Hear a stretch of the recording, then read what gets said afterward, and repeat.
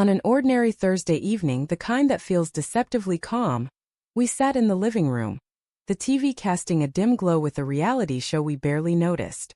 Her fingers toyed nervously with her wedding ring, a quiet sign of unease I'd come to recognize.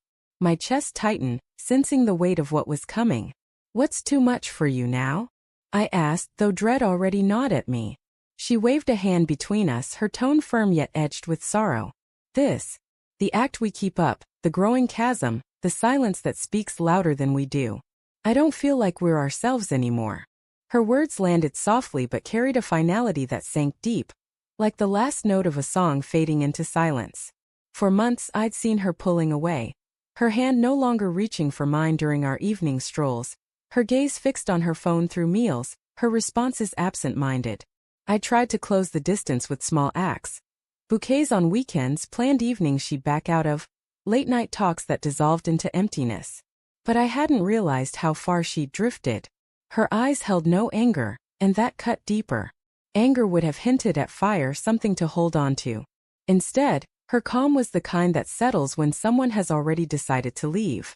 I stared at the floor, fear rising like a shadow from the past. "Is there someone else?" I murmured, my voice barely audible. Her lips parted briefly, then closed. "No," she said after a pause that felt too long to believe. "It's not about anyone else. It's about us, about how I don't recognize who we've become." The clock on the wall ticked on, each sound marking the approach of an unavoidable goodbye. I wanted to argue, to recall the years we'd endured together. The early dawns, the car that always broke down, the cramped apartment where we built a life from nothing. But my words stuck, and I sat there, watching our marriage unravel, strand by delicate strand. Finally she stood. "I think I should stay at my sister's for a bit," she said. It was a gentle way of leaving, no shouting, no blame. Just a quiet departure framed as needing time. I nodded, too numb to speak.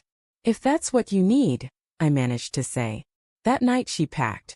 No large bags, just a small one with essentials, enough to make it real but not enough to admit it was final. Each zip of the bag carved into me. At the door she paused. "Don't wait up," she said gently. "I'll text when I'm there." The door closed softly, and the silence that followed throbbed with all we'd left unsaid. For the first time in years I entered our bedroom alone. Her side of the bed seemed smaller, as if it was already letting me go. Sleep eluded me. Her words looped in my mind. "I don't feel like we're ourselves." What did that mean? Was love supposed to be an endless reinvention? Wasn't enduring the tough times a form of love too?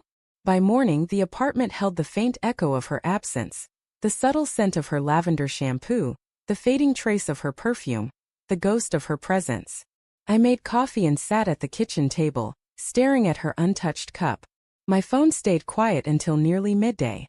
"Got to my sister's. Don't worry." Two brief lines from the woman who once sent me pages about her hopes. I didn't respond, I had no words. But as the day dragged on, the turmoil in my heart settled into something steadier, a quiet determination. I wasn't ready to let her go without understanding where we'd gone wrong. So I drove. Not frantically, not out of panic, but with calm purpose. 20 miles of practicing words that wouldn't sound desperate. When she opened the door, her eyes widened slightly, surprised but not cold. "Evan, I said I needed time," she started. "I know," I replied, my voice softer than I'd planned. "But I have something to say first." She sighed, her arms folding tightly. "Evan, this won't change anything." I held her gaze, my hands trembling but my voice steady. "3 words," I said quietly. Her expression shifted just enough to let me go on. "I remember us." Her brow furrowed. "What?" "I remember us," I said again, slower, intentional. "Not just the arguments or the quiet. I remember how you'd hum while cooking dinner. How you'd wake me before your late shifts to say goodbye, even if I'd forget by morning. I remember how we'd plan our future like it was already ours." She looked away, her eyes glistening but cautious. "Memories don't fix what's broken, Evan." "I know," I said, stepping closer. "But forgetting does worse.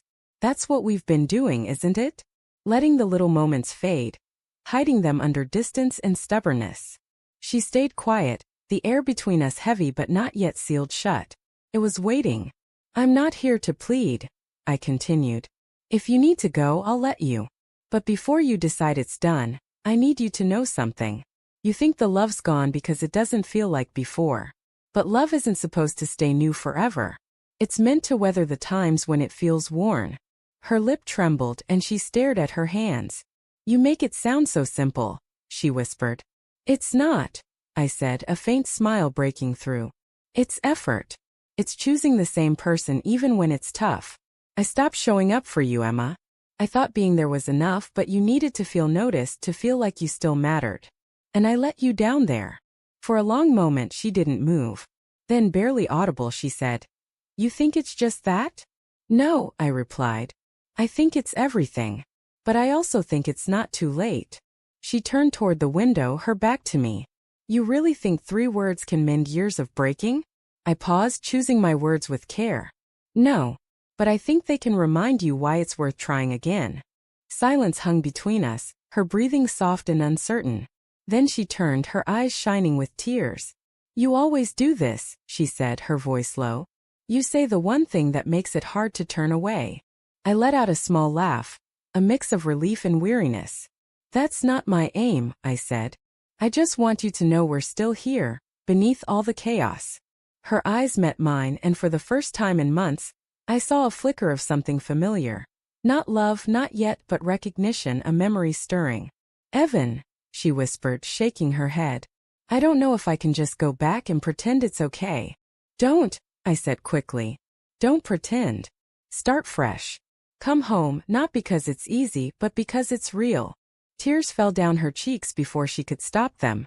You make it sound like we can just start over. I smiled faintly. We can't start over. But we can rebuild.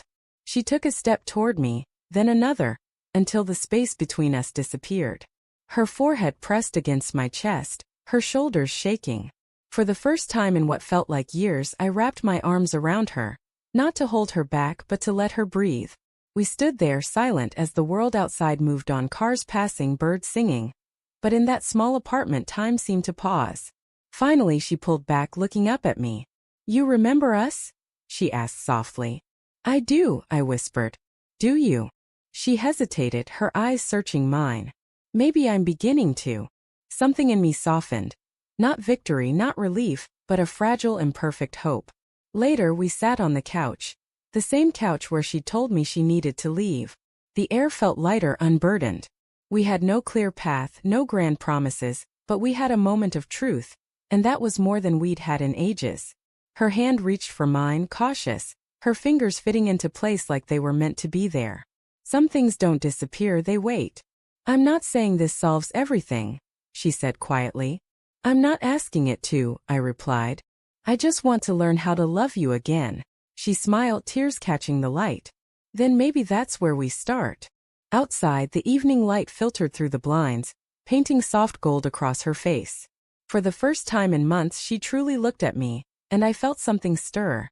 Not the spark of new love, but the steady rhythm of something rediscovered, something worth fighting for. Sometimes the words that save a marriage aren't I love you or I'm sorry. Sometimes they're simply I remember us. And that night, for the first time in a long time, we did.